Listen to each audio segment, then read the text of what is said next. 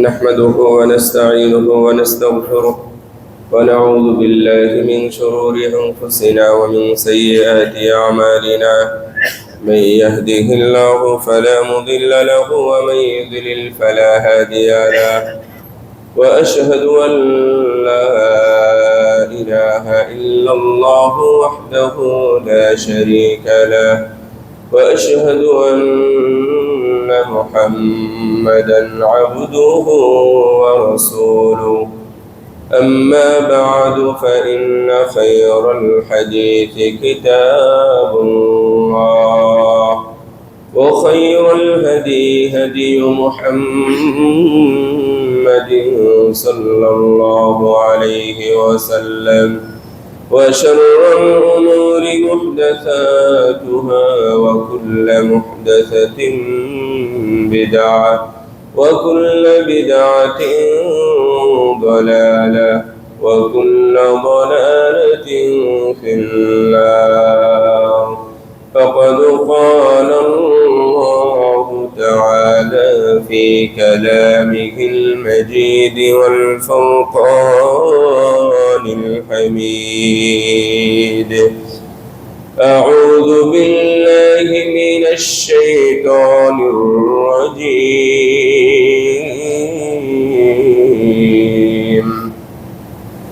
إن في خلق السماوات والأرض واختلاف الليل والنهار لآيات لأولي الألباب الذين يذكرون الله قياما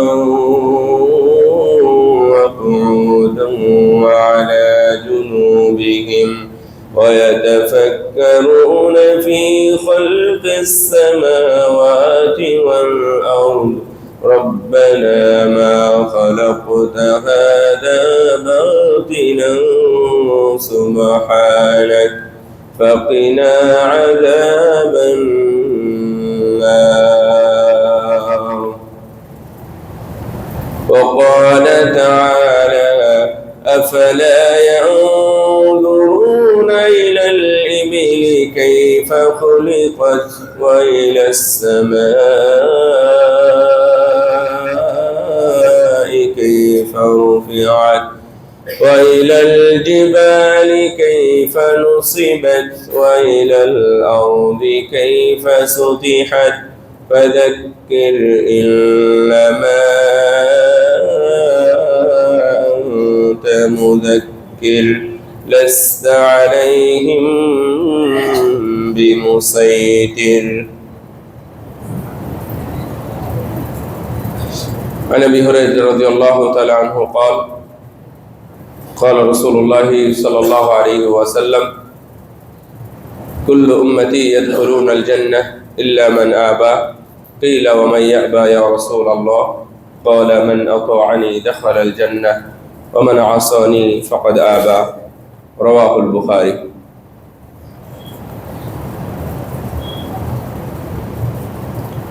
রমজান এবং ঈদ উল ফিতরের পরে আজকে এই জুমায় উপস্থিত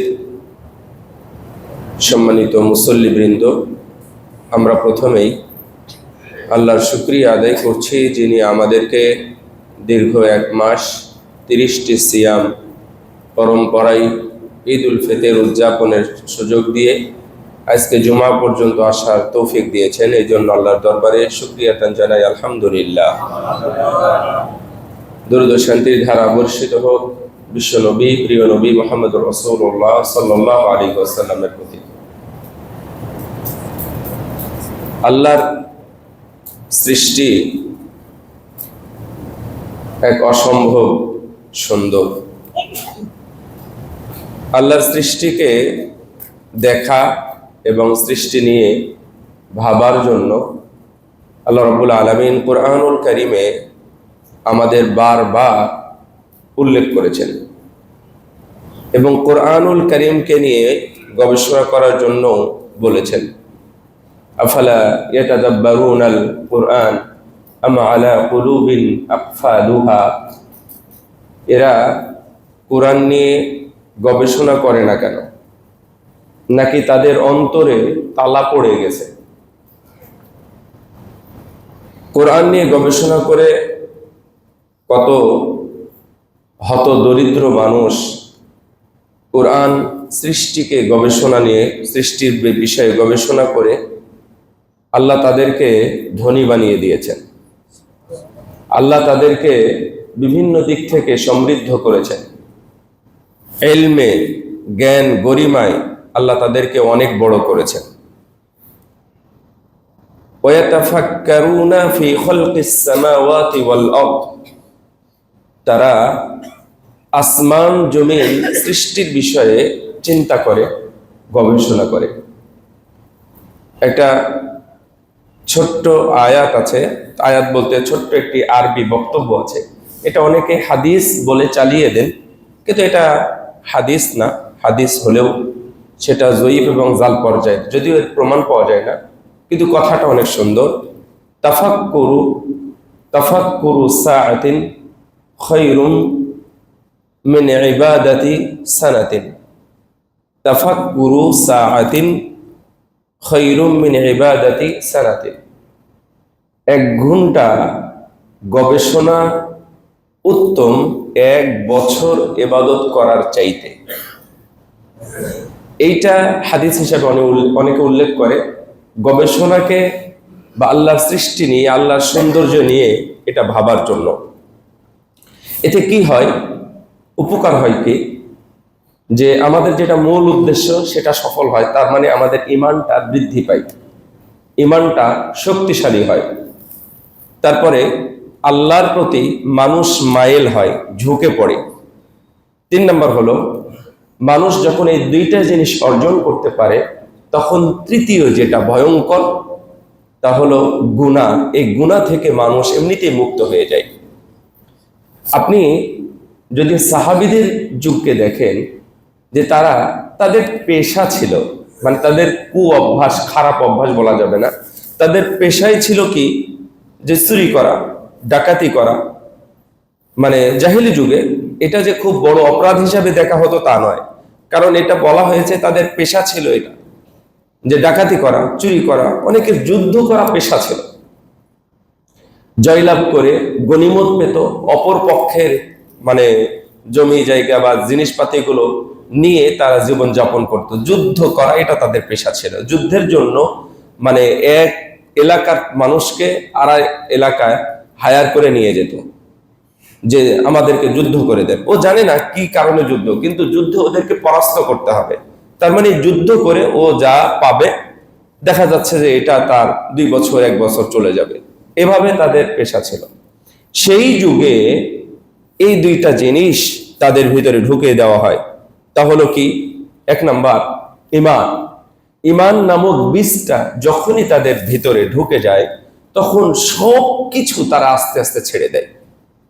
এখনো সম্ভব, শুধু ঈমানটা আপনার ভিতরে ঢোকান, তারপরে বাকি অংশটুকু আপনি বুঝতে পারবেন যে বাকিটা আমার আর কোনো সমস্যা নেই। ঈমান এখনো আমাদের নাই। ঈমান আছে, ঈমান বৃদ্ধি বা ঈমান কমা বাড়া এ বিষয়টা আমরা জানি না, এবং আল্লাহর সৃষ্টি নিয়ে ভাবলে যে আমাদের ঈমান বৃদ্ধি হয় এ বিষয়টা আমরা জানি না।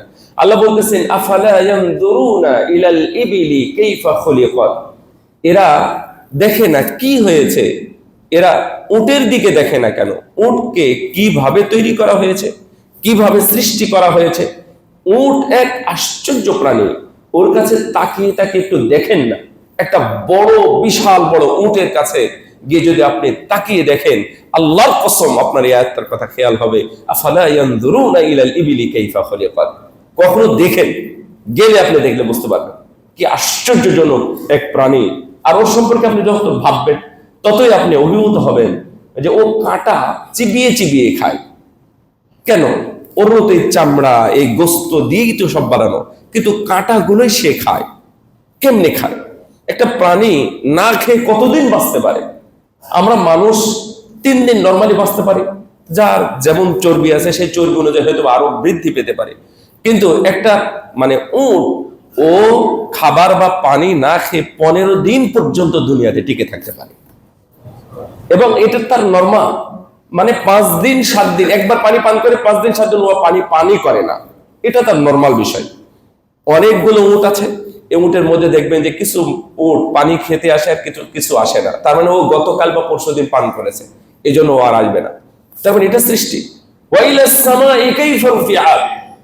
তোমরা দেখো না কেন, তারা দেখে না কেন এই আসমানের দিকে তাকিয়ে, কিভাবে খুঁটিহীন বিশাল এই আসমানকে আল্লাহ রাব্বুল আলামিন খাড়া করে রেখেছেন অথবা উঁচুতে তুলে রেখেছেন। সুবহানাল্লাহ। আপনারা একটু চিন্তা করবেন, আওয়ালাম ইয়ারাউ ইলাত তাইরি ফাওকাহুম সাফাতিন ওয়া ইয়াকবিদনা মা ইউমসিকুহুন্না ইল্লা আর-রাহমান। আল্লাহ বলতেছেন এরা পাখির দিকে দেখুক, এরা পাখিগুলোর দিকে দেখে না কেন, কিভাবে তারা আকাশে উড়ে বেড়ায়, কিভাবে ডানা মেলে দিয়ে, ডানা তারা উপর নিচ করে না, এমনিতে ডানা মেলে দিয়ে অনেকক্ষণ সময় ধরে তারা থাকতে পারে। কেমনে থাকতে পারে? তো তারা যদি দেখে তাহলে বুঝতে পারবে এটা ওদের শক্তি অথবা ওদের পাখার শক্তির কারণে ওরা উপরে নাই, মহান আল্লাহ তাদেরকে ধরে রেখেছেন উপরে। সুবহানাল্লাহ। তার মানে এই পাখিগুলো উড়ে, আমাদের কথা বাদ দিলাম, আমরা আমাদেরকে নিয়ে ভাবতেই চাই না, পাখিদের কথা আপনি চিন্তা করেন, পাখিগুলোকে আল্লাহ রাব্বুল আলামিন ধরে রেখেছেন উপরে, এটা তাদের শক্তিতে তারা উপরে নেই। আমরা অনেক দূর গেলাম, মানে স্পিড বোর্ডে প্রায় 2 ঘন্টা ব্যাপী গেলাম এক জায়গা থেকে আর এক জায়গা। তো সেখানে যখন 1 ঘন্টার পথ আমি নিজে দাঁড়িয়ে চারিদিকে তাকিয়ে দেখলাম, চারিদিকে কোনো দ্বীপ নাই, কোনো গাছ অথবা কোনো কিছুই যখন নাই, এটা ভারত মহাসাগর, তখন দেখছি যে ওখানে অনেকগুলো পাখি উঠতেছে। আমি আশ্চর্য হয়ে গেলাম। আমার সাথে আরেকজন মাদানী বন্ধু ছিলেন, উনি বড় মানুষ, শেখ আব্দুল্লাহ, মালদ্বীপের। তো আমি বললাম যে এই পাখিগুলো এখন কোথায় যাবে, এরা তো উঠতেছে, এর কিছুই তো নাই। তো বলছে এই পাখিগুলো উড়ে উড়ে যেখানে দ্বীপ আছে সেই দ্বীপে আবার চলে যাবে। এতক্ষণ কি করবে? বলছে এতক্ষণ ওরা মাছ খাবে, উঠবে, নামবে, কিন্তু ওরা বসতে পারবে না, পানির উপর তো আর বসা যায় না। তো আমি বললাম আওয়ালাম ইয়ারাউ ইলাত তাইরি ফাওকাহুম সাফাতি ওয়া ইয়াকবিদ মা ইউমসিকুহুন্না ইল্লা আর-রাহমান। তাহলে উনি তখন বললেন হ্যাঁ, এই আয়াতেরই বাস্তবতা, আল্লাহ রাব্বুল আলামিন তাদের অনেক দূর থেকে নিয়ে এসেছেন। এবং আমি দেখলাম অনেক পাখি মানে স্পিড বোর্ডের সাথে তারা যাচ্ছে, আমাদের চাইতে তারা অনেক ফাস্ট। তার মানে স্পিড বোর্ডের চাইতে অনেক ফাস্ট তারা দৌড়াচ্ছে, অনেক উঠতেছে, উড়ে তাদের হয়তোবা যেখানে দ্বীপ আছে দ্বীপ এলাকায় চলে যাচ্ছে, অনেক দূর পর্যন্ত যাচ্ছে। তাহলে এদেরকে কে ওড়ায়? এদেরকে আল্লাহ রাব্বুল আলামিনই ওড়ার শক্তি দিয়েছেন। একটা জিনিস এর আগেও মনে হয় আমি বলেছি, রব্বানা মা খালাকতা হাযা বাতিলা। আপনি যখন সৃষ্টি নিয়ে ভাববেন, ভাবতে ভাবতে আপনি একটা জিনিস উদ্ঘাটন করতে পারবেন, দেখবেন যে পৃথিবীতে যত সৃষ্টি আছে সব সৃষ্টি তাদের নিজ নিজ দায়িত্ব পালন করতেছে। ওয়া ইম মিন শাইইন ইল্লা ইউসাব্বিহু বিহামদি ওয়ালাকিন লা তাফকাহুনা তাসবিহাহুম। এই পৃথিবীতে যা কিছু আছে, আল্লাহ কোনো প্রাণীর কথা উল্লেখ করেন নাই, অর্থাৎ যা কথা বলে, ওয়া ইম মিন শাইইন, পৃথিবীতে যা কিছু আছে, দুনিয়াতে আপনারা যা চোখ দিয়ে যা দেখতে পান, এর মধ্যে যা কিছু আছে তারা সবাই নিজ নিজ আল্লাহর ইবাদত করে। সুবহানাল্লাহ। সবকিছুর ইবাদত করে, কিন্তু তোমরা তাদের তাসবিহ, তাদের ইবাদত তোমরা বুঝতে পারো না, এটা বোঝা সম্ভব নয়। আপনি যদি সাগরেও যান তাহলে দেখবেন তারাও ইবাদত করতেছে, তাদের একটা নিয়ম আছে, তাদের নীতি আছে, সেই নীতি অনুযায়ী তারা তাদের ইবাদত করতেছে। এই পৃথিবী প্রতিদিন প্রতি সেকেন্ডে 300 কিলোমিটার বেগে সে ঘুরতেছে। এটা কখনো 302 কিলোমিটার হবে না, এটা কখনো 280 কিলোমিটার বেগে হবে না, এই 300 কিলোমিটার বেগেই সে প্রতিদিন ঘুরতেছে। এই বিশাল 51 কোটি বর্গ কিলোমিটার এই বিশাল পৃথিবী মাত্র 30 সেকেন্ডে, অর্থাৎ 1 সেকেন্ডে 30 কিলোমিটার বেগে সে চলতেছে। অর্থাৎ 365 দিনে এই সূর্যকে সে প্রদক্ষিণ করবে। আবার সূর্য এই দুনিয়া থেকে, এই পৃথিবী থেকে, এই যে আমরা যেটা দেখতে পাই পৃথিবী, এটা বাংলাদেশ নয়, এটা আমেরিকা নয়, বা ইউরোপ না, বা কানাডা, অস্ট্রেলিয়া না, এটা পুরো পৃথিবীর কথা বলতেছি। পুরো পৃথিবীর চাইতে 13 লক্ষ গুণ বড় এই সূর্য বা সৌরজগৎ, এও কিন্তু ঘুরতেছে অনেক গতিতে। আপনি এই সূর্যকে, মানে যত নক্ষত্র আছে এই ধরনের আমাদের এই যে সৌরজগৎ, এই সৌরজগতে কতটা? প্রায় 2 লক্ষ ট্রিলিয়ন। 2 ট্রিলিয়ন, তার মানে হচ্ছে 1 ট্রিলিয়ন সমান 1 লক্ষ কোটি, 2 ট্রিলিয়ন সমান 2 লক্ষ কোটি এই ধরনের নক্ষত্র নিয়ে মাত্র একটা গ্যালাক্সি আছে।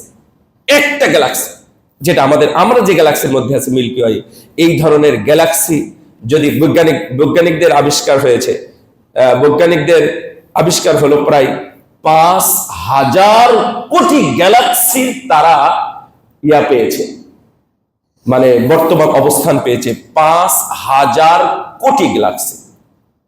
আশ্চর্য! এই পৃথিবী নিয়ে আপনি যত ভাববেন তত আশ্চর্য হবে, কিন্তু আমরা আসলে ভাবি না। তো এখানে যে আয়াতটা শোনাতে চাচ্ছিলাম, রব্বানা মা খালাকতা হাযা বাতিলা, আল্লাহ এই দুনিয়াতে যা কিছু সৃষ্টি করেছো তা কোনো কিছুই তুমি বৃথায় সৃষ্টি করো না। কিন্তু মানুষই যেন একটা বৃথা সৃষ্টি, ও কিছুই করে না, ও আল্লাহকে স্মরণ করে না, আল্লাহর জন্য মাথা নত করে না, এদের জন্য এই জন্য জাহান্নাম তৈরি করা হয়েছে। আল্লাহ রব্বানা মা খালাকতা হাযা বাতিলা সুবহানাক ফাকিনা আযাবান নার, এই জন্য আল্লাহ আমি মানুষ, তোমার কাছে আমি আশ্রয় চাই, ওই জাহান্নামে তুমি আমাকে দিও না, তুমি আমাকে জাহান্নাম থেকে রক্ষা করো। সুবহানাল্লাহ, এটা কোরআনের আয়াত। তার মানে এই দোয়াটা অথবা এই কথাটা বা এই আবেদনটা মানুষ এবং জিনের জন্যই সাজে, অন্য কারোর জন্য সাজে না। এই জন্য এই কথাটা জাহান্নামের আগুন থেকে তুমি বাঁচাও, এই কথাটা ফেরেশতারাও বলে না। জাহান্নামের আগুন থেকে বাঁচানোর জন্য এই কথাটা ফেরেশতারাও বলে না। কেন? ফেরেশতারা এমন কোনো অপরাধ করে না। এই অপরাধ শুধু মানুষ করে যে আল্লাহর কথা শুনে না, আল্লাহর আদেশ মানে না, আল্লাহর প্রতি ঈমান আনে না, আল্লাহর পাঠানো দূত তথা এই নবী রাসূল তাদের কথাকে তারা বিশ্বাস করে না এবং মানে না, পরিপূর্ণভাবে ঈমান আনয়ন করে না। এই জন্য আমাদের উচিত আল্লাহ রাব্বুল আলামিনের সৃষ্টিকে নিয়ে ভাবা। আল্লাহ রাব্বুল আলামিন কোরআনুল কারীমের মধ্যে বলছেন যে তোমরা কি দেখো আসমানের দিকে, খুঁটিহীন বিশাল এই আসমানকে আল্লাহ কিভাবে উপরে তুলেছেন। ওয়া ইলাল আরদি কাইফা সুতিহাত ওয়া ইলাল জিবালি কাইফা নুসিবাত, তোমরা কি দেখেছো কখনো এই বিশাল বিশাল পাহাড়ের কথা? আপনি পাহাড় শুধুমাত্র আমরা যেটা চোখ দিয়ে দেখতে পাই, এটাই কিন্তু শুধু পাহাড় নয়। এই পাহাড় ছাড়াও আরো পাহাড় আছে যেগুলো পানির তলে এক একটা পাহাড়ের উচ্চতা আছে 11 কিলোমিটার পর্যন্ত, যেটা দুনিয়াতে নেই। 11 কিলোমিটার, আপনি ভাবতে পারবেন না, পানির নিচে আছে 11 কিলোমিটার পাহাড়। দুনিয়াতে আছে অনেক কিছু দেখতে পাবেন, যদি সুযোগ হয় আস্তে আস্তে দেখতে পাবেন। আল্লাহ রাব্বুল আলামিনের সৃষ্টি কত সুন্দর, কত নিখুঁত। আল্লাহ বলতেছেন তোমরা যদি আল্লাহর এই সৃষ্টি জগতে কোনো খুঁত ধরার চেষ্টা করো, তাহলে তুমি তাকাবে, দেখবে এই আসমানের দিকে, এই সূর্যের দিকে, এই চাঁদের দিকে তুমি তাকাবে, আল্লাহর কত নিখুঁত, কত সুন্দর সৃষ্টি। তুমি যদি খুঁত ধরার চেষ্টা করো, বারবার থেকে তাকিয়াবে, দেখবে, কিন্তু তোমার চোখ ব্যর্থ হয়ে আবার ঘুরে আসবে, কারণ এর মধ্যে কোনো ত্রুটি নেই, এর মধ্যে কোনো ছিদ্র পর্যন্ত তুমি খুঁজে পাবা না। সুবহানাল্লাহ। আল্লাহ সৃষ্টি নিয়ে আমি এই কথাগুলো বলার কারণ হলো যে আমরা চোখ দিয়ে যা দেখতে পাই, আমরা মনে করি এটাই আমাদের জগৎ। আমরা অনেক সময় উদাহরণ দিই কুয়ার ব্যাঙের সাথে। তুমি তো কুয়ার ব্যাঙ কুয়াতে থেকে মনে করে এটা আমার অনেক জগৎ, অনেক বড় একটি জগৎ। কিন্তু আপনি তো কুয়া থেকে বাহিরে আছেন, কুয়ার বাহিরে থাকার পরেও আপনার একবারও মনে হয় না যে আমি বিশাল জগতে আছি এবং আমি ফ্রি প্রতিদিন অক্সিজেন ভোগ করতেছি, আমি বাতাস নিচ্ছি, আমি আল্লাহর দেওয়া এই সূর্যের আলো নিচ্ছি।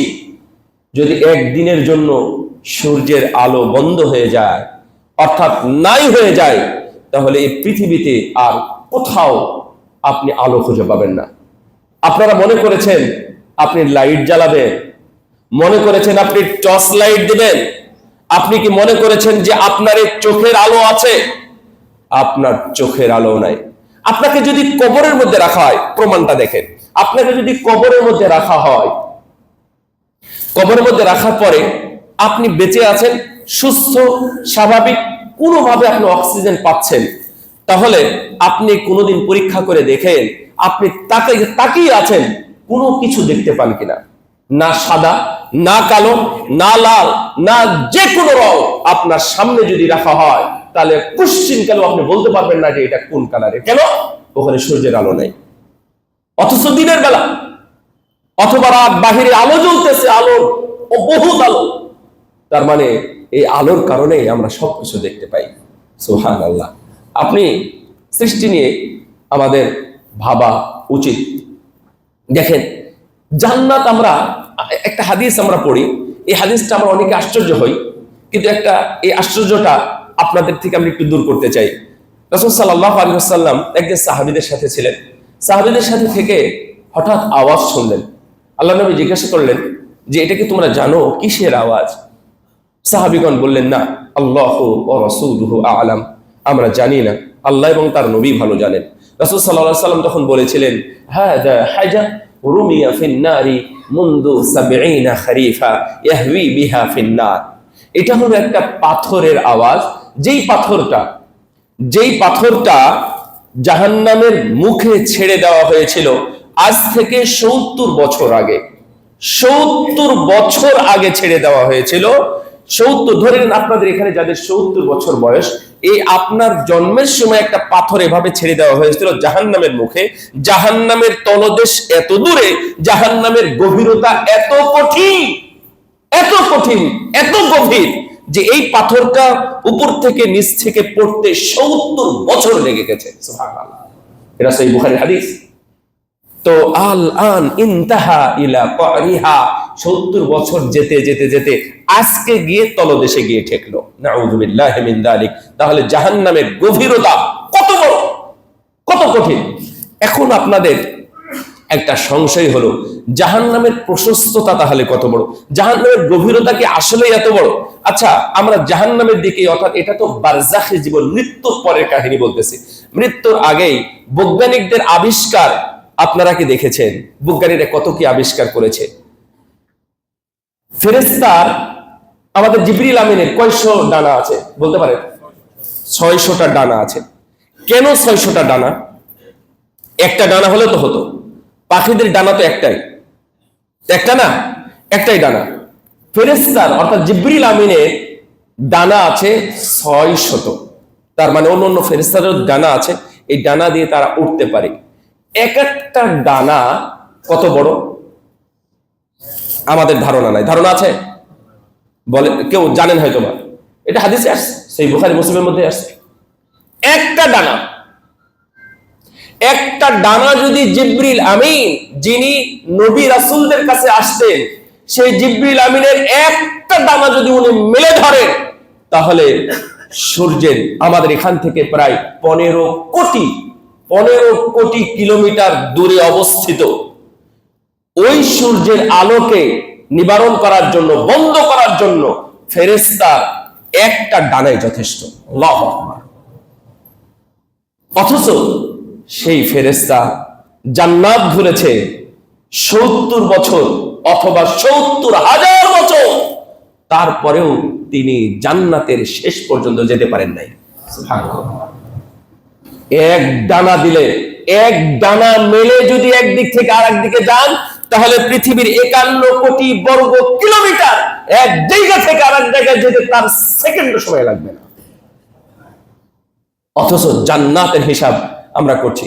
তাহলে জাহান্নাম, এক একটা শরীর, এক একটা মানুষ হবে কত বড়? প্রায় ৪৫০ কিলোমিটার জায়গা নিয়ে, মক্কা থেকে মদিনার ৪৫০ কিলোমিটার জায়গা নিয়ে এক একজন জাহান্নামী বসে থাকবে। এক একজনের দাঁতগুলো হবে, একটা দাঁত হবে উহুদ পাহাড়ের মতো। তাদের, আমাদের যেমন 2 পাটি, জাহান্নামীদের 4 পাটি দাঁত হবে, এত বড় বিশাল গহ্বর, বিশাল মুখমণ্ডল, বিভৎস মুখমণ্ডল নিয়ে জাহান্নামীরা অবস্থান করবে। এদেরকে দিয়ে সে বিশাল গভীর জাহান্নামকে পরিপূর্ণ করে দিবেন আল্লাহ। নাউযুবিল্লাহি মিন যালিক।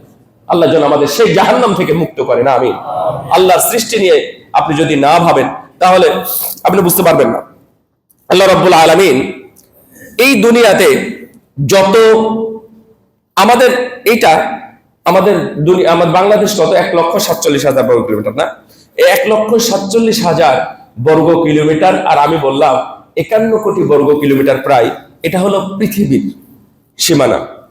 এই 51 কোটি বর্গ কিলোমিটার পৃথিবী, অর্থাৎ একটা নয়, দুইটা নয়, 51 কোটি বর্গ কিলোমিটার এত বড় একটা জিনিস বা একটা ডিম বা একটা বল, এই ধরনের একটা নয়, লক্ষ নয়, 10 লক্ষ নয়, 13 লক্ষটা পৃথিবী যদি সূর্যের মধ্যে ছেড়ে দেন তাহলে তার মধ্যে হারিয়ে যাবে। আল্লাহর সৃষ্টির জগৎ সম্পর্কে আপনার ধারণা আছে?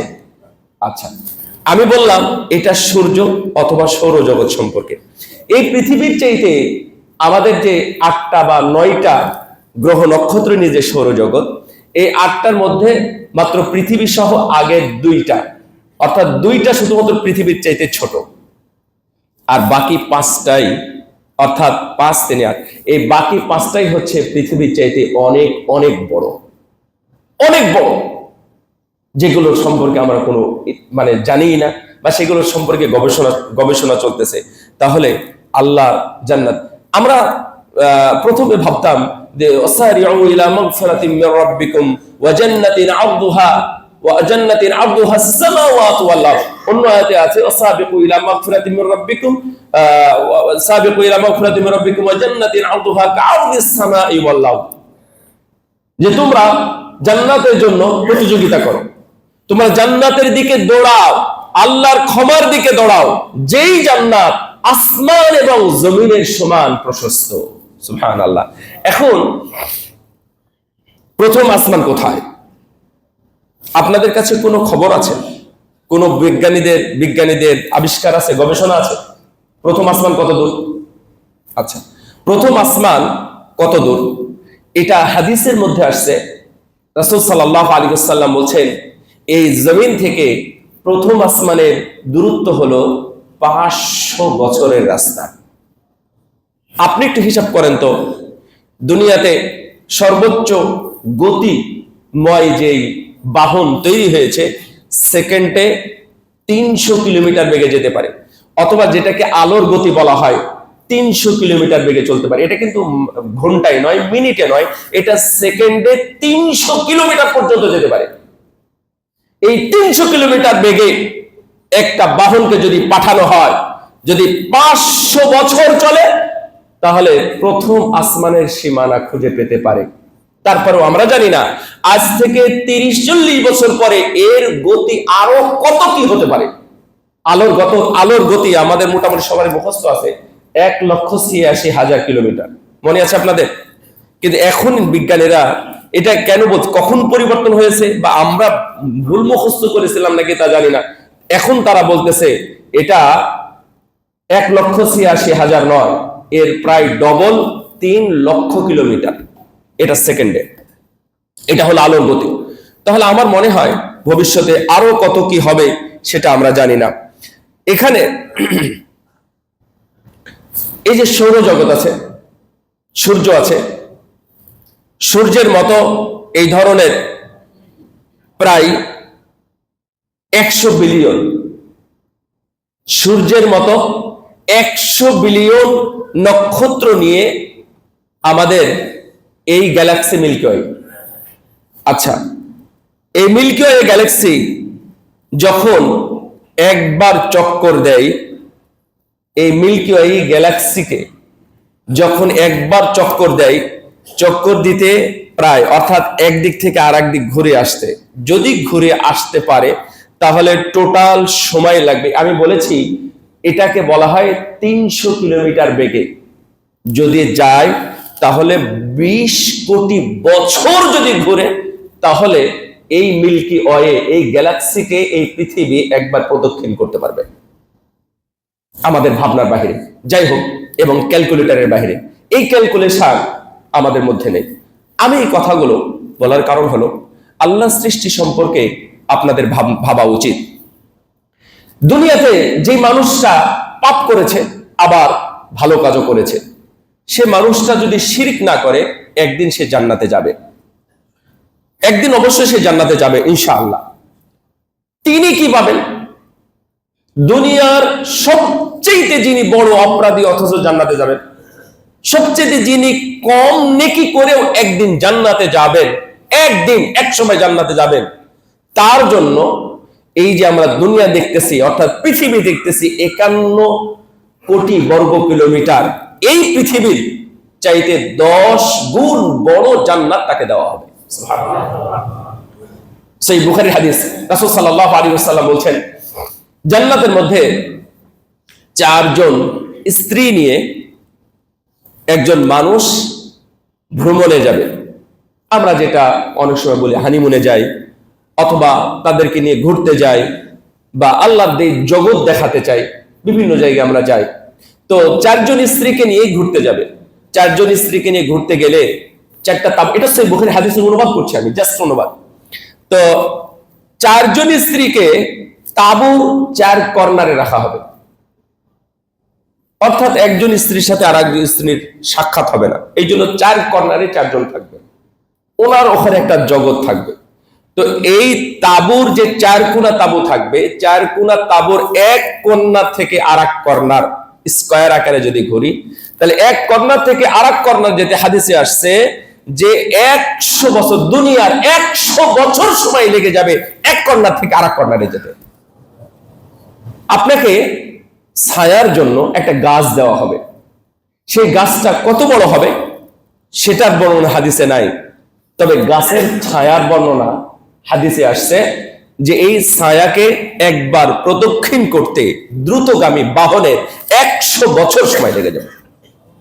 আপনার এই পিকনিক স্পটেই থাকবে আপনার জন্য। আপনার জন্য আল্লাহ জান্নাতকে তৈরি করেছেন, আপনার ভোগ করার জন্য, আপনার আওয়ামের জন্য।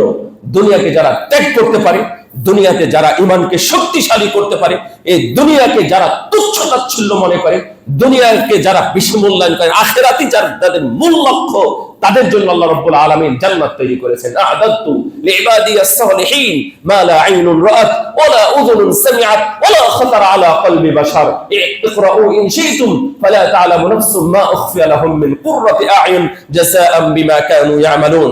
যারা কৃতকর্ম, যারা ভালো কর্ম করেছে তাদের জন্যই, এই আমলে সালেহ করেছে যারা, সব বান্দাদের জন্য আমি আল্লাহ তাদের জন্য জান্নাত তৈরি করে রেখেছি। সুবহানাল্লাহ। এত সুন্দর মানুষ চোখ দিয়ে কোনোদিন কল্পনা করতে পারে না এত সুন্দর হতে পারে, কানে কখনো শোনে নাই এবং অন্তরে কখনো পরিকল্পনা করতে পারে না যে এত সুন্দর জান্নাত, এত বড় বিশাল, এত উঁচু অট্টালিকা, এত ফুল বাগান, এত বাগিচা, এত কিচিরমিচির পাখি, এত নদী নালা, এত কিছু থাকবে তোমরা হিসাবও করতে পারো না। সুবহানাল্লাহ।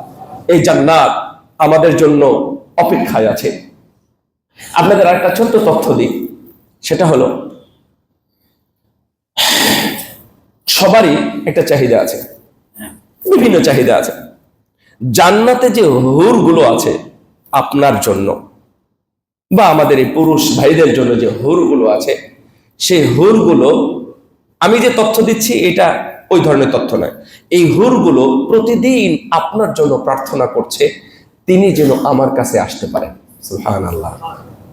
কিন্তু আপনি প্রতিদিন পাপাচার, নাফরমানি, মাসিয়াত ইত্যাদিতে ডুবে আছেন।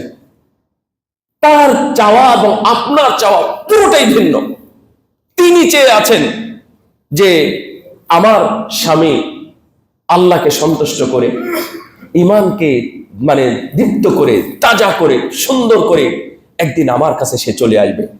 এবং আমার যে স্ত্রী আছে, আপনার যে স্ত্রী আছে বর্তমান, এই স্ত্রী কোনোদিন কোনো সময় যদি আপনাকে কষ্ট দেয়, হাদিস এবং তিরমিজির হাদিস সহিহ, তিরমিজির হাদিসে আসছে রাসূল সাল্লাল্লাহু আলাইহি ওয়াসাল্লাম বলছেন যে ওই স্ত্রী, আপনার স্ত্রী দুনিয়াতে যদি আপনাকে কোনো সময় কষ্ট দেয়, আপনাকে অভিশাপ দেয়, আপনাকে খাওয়াতে, বলাতে, চলাতে, যে কোনো কাজে যদি কষ্ট দেয়, তাহলে ওই যে জান্নাতে যে হৌর আছে, গেলেমা, বড় বড় চক্ষু বিশিষ্ট, ডাগর ডাগর চোখ বিশিষ্ট এবং একেবারেই অর্গানিক এই হুরগুলো আল্লাহর কাছে দোয়া করে এবং অভিশাপ দেয় এবং কথা বলে এইভাবে যে ইন্নাকা ইনদাকা দাখিল, এটা তো তোমার কাছে আছে জাস্ট কয়েকদিনের জন্য, অচিরে আমার সাথে আসবে। তুমি যদি আমার স্বামীকে কষ্ট দাও তাহলে আমি এখান থেকে তোমার জন্য আমি অভিশাপ দিলাম। এইভাবে সে অভিশাপ দিতে থাকে। তার মানে আপনার জন্য সবকিছু প্রস্তুত আছে। আপনি যদি একবার বলেন সুবহানাল্লাহিল আযীম ওয়া বিহামদিহি, বলেন তো, আবার বলেন সুবহানাল্লাহিল আযীম ওয়া বিহামদিহি। এই একবার যদি বলেন, আল্লাহ রাব্বুল আলামিন আপনার জন্য জান্নাতের মধ্যে একটা খেজুর গাছ লাগাবেন। সুবহানাল্লাহ। ফেরেশতারা আপনার জন্য খেজুর গাছ অলরেডি লাগিয়ে ফেলেছেন। এই খেজুর গাছের খেজুর অথবা এই ফল, এর রস ইত্যাদি যা আছে, এইটা কে ভোগ করবে বলেন? হাদিসের ভাষাটা আপনাদের শোনাই এবং অনুবাদ শুনে বুঝতে পারবেন যে গুরিসাত লাহু মানে তার জন্যই লাগানো হবে। হাদিসে উল্লেখ করা হয় নাই যে গুরিসাত মানে খেজুর গাছ লাগানো হবে, এটা বলা হয় নাই, বলা হয়েছে তার জন্য লাগানো হবে। সুবহানাল্লাহ। তার মানে আপনি যে ইবাদত গুলো করতেছেন প্রতিদিন আপনার জন্য জান্নাতের পথ উন্মুক্ত হচ্ছে। সুবহানাল্লাহ। আপনাদের মসজিদে আসছেন না? এই মসজিদে এসেছেন। রাসূল সাল্লাল্লাহু আলাইহি ওয়াসাল্লাম বলছেন যে মান গাদা আও রাহা ইলাল মসজিদ আ'আদাল্লাহু নুসুলান ফিল জান্নাহ কুল্লামা গাদা আও রাহ। সুবহানাল্লাহ। আপনি যদি একবার মসজিদে আসেন, এই ব্যাখ্যাটাও আছে চমৎকার, আমি ব্যাখ্যাটাও করতেছি। আপনি যদি একবার মসজিদে আসেন, এই মসজিদে আসেন, তাহলে একবার আসার জন্য আল্লাহ রাব্বুল আলামিন আপনার জন্য জান্নাতে একবার আপ্যায়নের ব্যবস্থা রেখেছেন। আপনি আবার ভাববেন না একবার আপ্যায়ন মানে গিয়ে খেয়ে চলে আসা, না, এটা দুনিয়ার কোন আপ্যায়ন নয়। এটা প্রেসিডেন্ট, প্রধানমন্ত্রী অথবা আপনার এলাকার মেম্বার, চেয়ারম্যান, এমপি, মিনিস্টারের আপ্যায়ন নয়। এই আপ্যায়ন কার? স্বয়ং আল্লাহর পক্ষ থেকে আপনাকে আপ্যায়ন করা হবে। এই আপ্যায়ন হবে অসাধারণ, অস্বাভাবিক সুন্দর, অনিন্দ সুন্দর। আপনার চিন্তার বাহিরে কত দিন আপ্যায়ন হতে পারে, কত বছর ধরে একবার আপ্যায়ন হতে পারে, আপনি হিসাব করতে পারবেন না। সুবহানাল্লাহ। চমৎকার একটা ব্যাখ্যা শুনে রাখেন। শেখ সালেহ উসাইমিন রাহিমাহুল্লাহ বলতেছেন আয-যাহিরু ফিল হাদিসি, এই হাদিসের ব্যাখ্যায় স্পষ্টত বোঝা যায় যে কুল্লামা গাদা আও রাহা ইলাল মসজিদি লিস-সালাতি, যদি সালাতের জন্য আসেন তাও হবে, আও লিতালাবিল ইলমি, যদি আপনি নেকি জ্ঞান অর্জনের জন্য আসেন তাও আপনার জন্য যথেষ্ট, অর্থাৎ এই হুকুম, অথবা আও লিকাসদি খাইরিন, অথবা যে কোনো কল্যাণকর কাজের জন্য যদি আসেন, একবার আসলেই আপনার জন্য জান্নাতের মধ্যে আপ্যায়নের ব্যবস্থা হবে। সুবহানাল্লাহিল আযীম ওয়া বিহামদিহি। আমরা হিসাব করতে পারি না। আমরা কত জায়গায় যাই, আমরা বাজারে যাই, আমরা শপিং এ যাই, আমরা ব্যবসা বাণিজ্যের জন্য চলে যাই, আমরা আমাদের নিজের খায়েশ পূরণ করার জন্য, কোনো কিছু ভালো চোখে দেখার জন্য আমরা কক্সবাজার কোথাও চলে যাই, কিন্তু মসজিদে যাতায়াতটা সুবহানাল্লাহ আপনাদের অনেক বেশি বাড়ানো উচিত। ইলম অর্জনের জন্য আসবেন, মাসলা জানার জন্য আসবেন। আপনি বললেন যে দেখে যাই, কোথায় গিয়ে বসে থাকবেন? মসজিদে চলে আসবেন, মসজিদে গিয়ে সময় কাটাবেন, যতবার যাবেন ততবার আপ্যায়নের ব্যবস্থা করবেন মহান আল্লাহ। সুবহানাল্লাহ। আমি 35 দিন টানা ছিলাম মালদ্বীপে।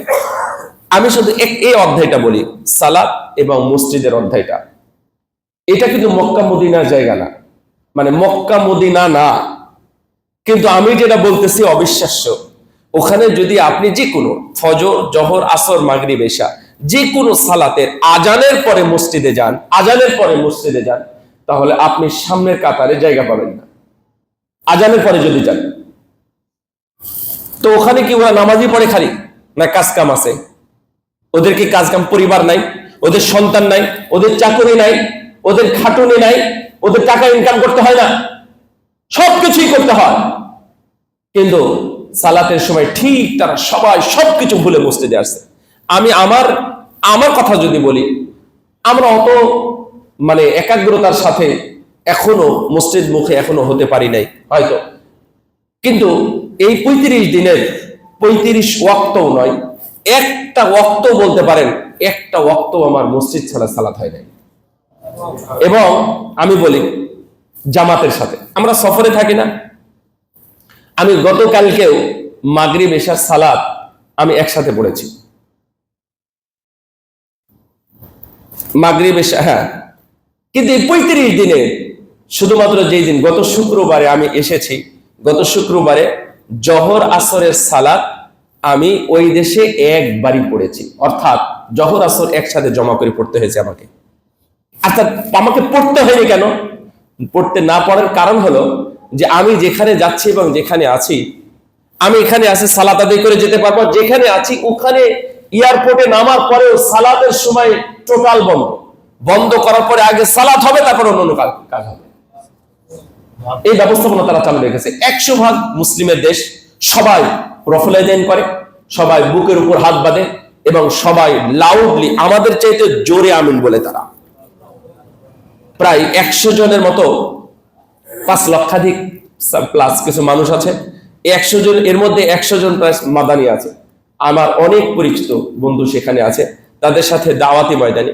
এখানে 5 লক্ষাধিক মালদ্বীপী আছে, কিন্তু এখানে প্রায় 1,30,000 প্লাস বাঙালি আছে। তাদের দাওয়াতের জন্য আমার যাওয়া এবং সালাতুল্লাইল অর্থাৎ কিয়াম রাতের সালাত, তারাবির সালাত, এই উদ্দেশ্যে সেখানে গিয়েছিলাম। সেখানকার মসজিদগুলো আমি দেখলাম সবগুলোই বড়, সেখানকার সাউন্ড সিস্টেমগুলো অনেক সুন্দর, মুসল্লিগুলো ভালো, মাশাআল্লাহ, আদবওয়ালা। মানে মসজিদে আমার সাথেও কেউ কথা বলে না, আমি মনে বোঝাতে পারি নাই। এখানে বসে আছি, আমার পরিচিত কেউ এসে বলবে আরে আপনি মাশাআল্লাহ কখন আসলেন, কিভাবে, ইত্যাদি না। ও একেবারে সাইলেন্ট, ঠোঁটটা বন্ধ, সালাম দিবে, সালাম দিয়ে হাতটা ধরে বাইরে নিয়ে গিয়ে ওখানে গিয়ে জিজ্ঞাসা করবে মাশাআল্লাহ কখন আসলেন। মানে মসজিদের ভিতরে একটা সাউন্ড আপনি পাবেন না, কোনোদিন আমি সাউন্ড পাইনি। কেউ কারোর সাথে কথা বলতেছে, কোনোদিন ইমাম সাহেবের সামনে দিয়ে একজন থাকলে ইমাম সাহেব হয়তো তার সাথে দু একটা কিছু কথা বলতেছে, না গুনগুন আওয়াজ তো দূরের কথা, গুনগুন আওয়াজ আপনি শুনতে পাবেন না। মাশাআল্লাহ, এই সমস্ত আদবগুলো, অধ্যায়গুলো আমরা নিতে পারি। তো সেখানে আমি দেখে আসলাম সালাতের এই বিষয়টা। আর আমার এই 35 দিনের অভিজ্ঞতা যেটা নামাজের বাহিরে, আমি কয়েকজনকে বলেছি, তো ওনারা বলতেছেন আসলে তো এই বিষয়টা চিন্তা করা হয় না। মানে সালাত চলতেছে আর এই সময় মালদ্বীপের দৃশ্যটা কেমন, এটা কিন্তু আমার সত্যিই দেখা হয় নাই, আমি মনে বুঝাতে পারি নাই। হ্যাঁ, যখন তারাবি চলে বা কিয়ামুল লাইল চলে তখন তো সেটা ভিন্ন, কিন্তু 5 ওয়াক্ত ফরজ সালাত হচ্ছে আর আমি বাহিরে আছি, আমি না, মানে ধরেন 95% মানুষই মসজিদে, হয়তো বাহিরে কিছু থাকতে পারে তাদের প্রয়োজন, হয়তো সালাতের জন্য, আর এক সময় আযান এক সময় সালাত, সব মসজিদে।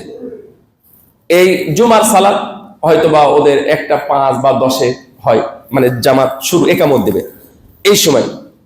আর ওখানে আবার আরেকটা নিয়ম আছে, একই খুতবাই সব জায়গাতে হবে, এক খুতবাই হবে, যে খুতবাই হোক না কেন এক খুতবাই সকল মসজিদে হবে। তারা এক জায়গাতে নিয়ন্ত্রণ করে, এই খুতবাটাই সব জায়গাতে পড়ে এবং তাদের কাগজ আছে, কাগজ দেখে পড়ে। কেউ যদি কিছু বলে, আমার সাথে আমার এক বন্ধু ছিলেন মোস্তফা, তো বেলাল উনি কিছু কথা বলার ছিল, সালাত পরে উনি বসে গেলেন এবং কথা বললেন, মুসল্লিরা সবাই বসে থাকলেন। ভাইরা আমার প্রথম কথা ছিল আল্লাহর এই সৃষ্টি এবং সৌন্দর্য, এত কিছুর পরে শেষ কথা হলো মহান আল্লাহ কত সুন্দর। এই সৃষ্টির সৌন্দর্য যদি আপনি অনুভব করতে পারেন, তাহলে আল্লাহকে দেখার আগ্রহ আপনার বেড়ে যাবে। ওয়াসিআ কুরসিয়ুহুস সামাওয়াতি ওয়াল আরদ, এটা কোথায় আছে? সবার মুখস্থ আছে না? অনুবাদ জানেন কেউ? জানেন না?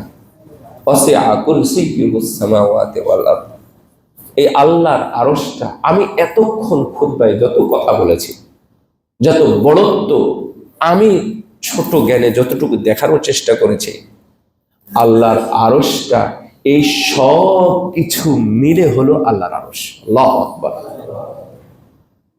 আল্লাহু আকবার, এই শব্দের অর্থ কি জানেন? হ্যাঁ, আরবিতে অনুবাদ হয় আল্লাহু আকবারু মিন কুল্লি শাই। কুল্লি শাই তো পৃথিবীর মধ্যে, পৃথিবীটাও, কুল্লি শাই তো সাগরও। আমাদের 7 মহাদেশ এবং 5 মহাসাগর। ভারত মহাসাগরের আমি দক্ষিণ এবং উত্তরে মালদ্বীপ থেকে 2 জায়গাতেই গেছি। প্রায় 40 মিনিট ফ্লাইটে গেছি। যাওয়ার পরেও কিছুই দেখিনি আমি, শুধু সাগরই দেখেছি। আরো কত দূর আছে। আমি আরো আশ্চর্য হলাম, দক্ষিণে গেলাম একদিন এবং লাস্টে এটা একবারে চলে আসছে, তার 2 দিন আগে গেছিলাম, অর্থাৎ ওখানে যে 4 দিন থাকছি। তো ওখানে গেলাম 1 ঘন্টা 20 মিনিটে ফ্লাইট, প্রায় 25 মিনিট গেল, মানে উড়েইছে শুধুমাত্র 1 ঘন্টা 25 মিনিট, শুধুমাত্র সাগরের মধ্যে। সেইখানে গিয়ে তাদের একটা দ্বীপ, আড্ডু, ফেদু এবং আরো কয়েকটা জায়গা আছে, পরস্পর কয়েকটা দ্বীপ এক জায়গায় মিলে। তো সেখানে গেলাম এবং ওই যে করে বলা হয় স্পিড বোটে গেলাম, ওখান থেকে আরো অনেক দূরে। সেখানেও গিয়ে দেখলাম কিছুই নেই। মনে হলো যে পুরো পৃথিবীটা শুধু পানি আছে। আমরা বলি 3 ভাগের 1 ভাগ স্থল, 2 ভাগ হলো পানি। আপনার কাছে ওখানে গেলে বা কক্সবাজারও গিয়ে যদি আপনি দেখেন, নাফ নদীর কিনারায় যখন যাবেন, চারিদিকে দেখবেন যে সাদা, কোনো গাছপালা, কোনো দ্বীপ নাই। এই বাংলাদেশের কথা বলতেছে। সেখানে গিয়ে আপনার মনে হবে যে না, ওটা ভুল। মনে হয় 4 ভাগের 1 ভাগ স্থল আর 3 ভাগই মনে হয় পানি। আর আপনি যদি মহাসাগরের মধ্যে যান, আটলান্টিক মহাসাগরে যদি যান, প্রশান্ত মহাসাগর অনেক প্রশস্ত, আটলান্টিক মহাসাগর অনেক গভীর। আটলান্টিক মহাসাগরে 11 কিলোমিটার পর্যন্ত নিচে গভীরতা পাওয়া যায়। এটা তাদের গবেষণা, জানা যায় না তার চাইতে আরো কত বেশি আছে। তাহলে আল্লাহর এই বিশাল সৃষ্টি, বিশালত্ব, বিশাল, এই অর্থাৎ মহাবিশ্ব বলা হয়। আল্লাহর জন্য কি আলহামদুলিল্লাহ রাব্বিল আলামিন মানে কি জানেন? জগৎ সমূহ। কোন জগৎ?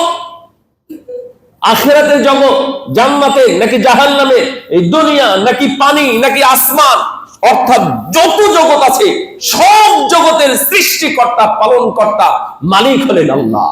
কিয়ামতের দিন আল্লাহ রাব্বুল আলামিন বলবেন, আনাল মালিক, আমি একচ্ছত্র মালিক। আইনাল জাব্বার, আইনাল মুতাকাব্বির, কোথায় আছো টাকাওয়ালা পয়সাওয়ালারা, রাজা বাদশারা, অহংকারীরা, প্রতাপশালীরা কোথায়? আজকে আমি একচ্ছত্র মালিক, দেখি আমার সামনে তোমরা কে আসো। সেদিন কেউ সামনে আসবে না, কোন নবী রাসূল সামনে আসবে না, কোন মানুষ সামনে আসবে না। একমাত্র সবাই মিলে গিয়ে আমাদের নবী মুহাম্মদ সাল্লাল্লাহু আলাইহি ওয়াসাল্লামকে ধরে বলবেন, আল্লাহ, হে নবী, আপনি একমাত্র পারেন আল্লাহর কাছে গিয়ে কথাটা বলতে। রাসূল সাল্লাল্লাহু আলাইহি ওয়াসাল্লাম গিয়ে আল্লাহর দরবারে সিজদায় পড়ে যাবেন। আল্লাহ রাব্বুল আলামিন তখন বলবেন যে, মুহাম্মদ, মাথা উঠাও, তুমি কিছু বলো, তোমার সুপারিশ গ্রহণ করা হবে। সুবহানাল্লাহ। তখনই আমাদের হিসাব শুরু করা হবে। তো আমাদের সবারই শখ আছে এই সৃষ্টি, এই যে মহাবিশ্ব যে সৃষ্টি, এই সৃষ্টির যিনি স্রষ্টা, সৃষ্টিকর্তা মহান আল্লাহ, আমরা সেই দিন জান্নাতের মধ্যে গিয়ে মন ভরে, হৃদয় দিয়ে, আমাদের চোখ দিয়ে সেই দিন আল্লাহকে দেখবো ইনশাআল্লাহ। আল্লাহ রাব্বুল আলামিন বলবেন, হে জান্নাতীরা, তোমাদের কি সবকিছু পাওয়া হয়ে গেছে? বলবে যে এত কিছুর পরে আর কোনো বাকি থাকে না। আল্লাহ রাব্বুল আলামিন তখন বলবেন আরো বাকি আছে। তখন সবাই বলবে কি বাকি, কি বাকি? এরপরে আল্লাহর এক এক করে, একটা নয়, দুইটা নয়, 700, 500, 1000 নয়, 70,000 এক এক করে সব পর্দা উন্মুক্ত করে দিবেন। সুবহানাল্লাহ। মানুষ সেদিন 1000 বছর, লক্ষ বছর, কেউ কেউ ধারণা করেন হয়তোবা কোটি কোটি বছর কেটে যাবে শুধু মহান আল্লাহকে দেখতে। সুবহানাল্লাহ। আপনি সাগর দেখেন, খুব মজা করে, তাই না? আপনি ফুল বাগান দেখেন, খুব সুন্দর লাগে, কিন্তু এগুলোর যিনি সৃষ্টিকর্তা, তাকে মানুষ কতক্ষণ ধরে দেখবে, কিন্তু তারপরেও তারা ক্লান্ত হবে না, শুধু মহান রবকেই দেখতে থাকবে। সুবহানাল্লাহ। ফামান কানা ইয়ারজু লিকা রাব্বিহি ফালইআমাল আমালান সালিহা ওয়া লা ইউশরিক বিইবাদাতি রাব্বিহি আহাদা। এই সব কিছু সৃষ্টি দেখার পরে প্রশংসা করার পরে, ইবাদত করার পরে আল্লাহর কাছে আমাদের দাবি, দাওয়া এবং দোয়া, আল্লাহ রাব্বুল আলামিন যেন আমাদেরকে সেই দিন তাকে তথা রবকে দেখার তৌফিক দান করেন। আল্লাহ যেন আমাদের সবাইকে সেই বিশাল প্রশস্ত সীমানাহীন সেই জান্নাতের অধিবাসী আমাদেরকে বানিয়ে দেন। আল্লাহ যেন আমাদের এই বিশাল সংকীর্ণ এবং খারাপ, ভয়াবহ এবং গভীর, নোংরা, বিভৎস জাহান্নাম থেকে আল্লাহ যেন আমাদেরকে রক্ষা করেন। আমিন। ওয়া আখির দাওয়ানা আলহামদুলিল্লাহি রাব্বিল আলামিন। আকুলু মা তাসমাউন ওয়া সাল্লাল্লাহু আলা নবিয়িনা মুহাম্মদ।